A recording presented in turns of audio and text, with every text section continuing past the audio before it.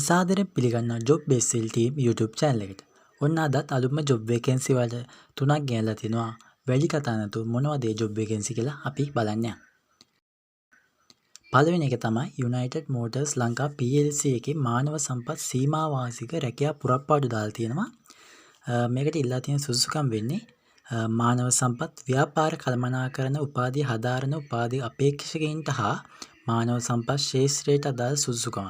ඒ කියන්නේ ඔයාලා මානව සම්පත් පිළිබඳ ඩිප්ලෝමා එකක් හරි කරලා තියෙනවා. ඔයාලට මේකට අයදුම් කරන්න පුළුවන්. මේක අයදුම් කරන්න තියෙන අවසාන දිනේ 2026 3 වෙනි මාසේ 9.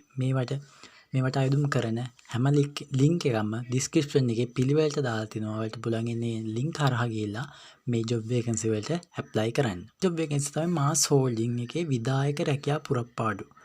මේක අයදුම් පත් බාර ගන්න අවසාන දිනේ 2026 3 වෙනි මාසේ 9 කියලා මෙයාලා සඳහන් කරලා තිනවා. ඔයාලට වැඩිදුර විස්තර බලා ගන්න ඕන නම් පහළ ඩිස්ක්‍රිප්ෂන් එකේ තියෙන ලින්ක් හරහා ගිහලා ඔයාලට පුළුවන් ඒකට වැඩිදුර විස්තර බලාගෙන ඔයාලට අයදුම් කරන්න පුළුවන්.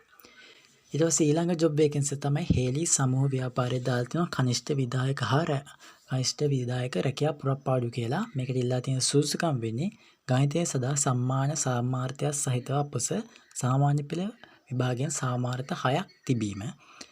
ඊට පස්සේ අපස උසස් පෙළ සඳහාම වශයෙන් සාමාර්ථ 2ක් තිබීම. අපස උසස් පෙළ නම් වලට ඒක පෙනී හිටියක් ප්‍රශ්නයක් නැහැ. මේකට අයදුම් කරන්න පුළුවන්.